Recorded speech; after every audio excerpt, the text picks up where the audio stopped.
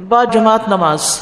عبداللہ بن عمر رضی اللہ عنہما سے روایت ہے کہ رسول اللہ صلی اللہ علیہ وسلم نے فرمایا، با جماعت نماز اکیلے شخص کی نماز سے 27 درجے زیادہ فضیلت رکھتی ہے، یعنی عام نماز سے اس کا درجہ زیادہ ہو جاتا ہے، اجر زیادہ ہو جاتا ہے، یا دوسرے لفظوں میں جماعت کے ساتھ پڑھی جانے والی نماز 27 نمازوں کے برابر ہو جاتی ہے۔ با جماعت نماز جو ہے یہ جنت میں مہمانی کا باعث ہے۔ نبی صلی اللہ علیہ وسلم نے فرمایا، جو شخص مسجد میں صبح و شام جاتا ہے اللہ جنت میں اس کی مہمانی کا سامان کرے گا جب وہ صبح و شام مسجد میں جائے گا۔ کتنی بڑی فضیلت ہے، اپنے بچوں کو بتائیے اور ان کو ابھاریے اس بات پر، شوہر کو بھی بتائیے، بھائیوں کو بھی بتائیے، والد کو بھی بتائیے۔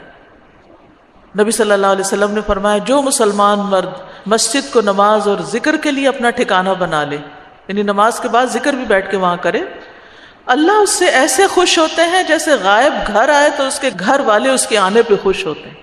یعنی جیسے کوئی سفر سے واپس گھر آتا ہے نا تو گھر والے بہت خوش ہو جاتے ہیں کہ شکر واپس آ گئے۔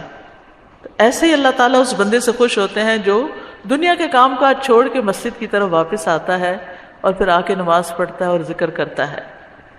پھر گزشتہ گناہوں کی معافی کا ذریعہ ہے کہ جو شخص وضو کرے، اچھی طرح وضو کرے، پھر فرض نماز کے لیے مسجد کی طرف چلے اور امام کے ساتھ نماز ادا کرے تو اس کے گزشتہ سارے گناہ بخش دیے جاتے ہیں۔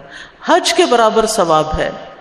رسول اللہ صلی اللہ علیہ وسلم نے فرمایا، سنن نبی داؤد کی روایت ہے، جو اپنے گھر سے وضو کر کے فرض نماز کے لیے نکلے تو اس کا ثواب احرام باندھنے والے حاجی کے ثواب کی طرح ہے۔ وہ بھی تو اللہ کے گھر کی طرف، حرم کی طرف نکلتا ہے نا، اور یہاں یہ مسجد کی طرف جا رہا ہے۔ اور جو چاشت کی نماز کے لیے نکلے اور اسی کی خاطر تکلیف برداشت کرتا ہو تو اس کا ثواب عمرہ کرنے والے کی ثواب کی طرح ہے۔ اور ایک نماز سے لے کر دوسری نماز کے درمیان میں کوئی لغو کام نہ ہو، بیکار فضول، تو وہ علیین میں لکھی جاتی ہے۔ کتاب مرقوم ہے نا، وہاں لکھے جاتے ہیں اعمال۔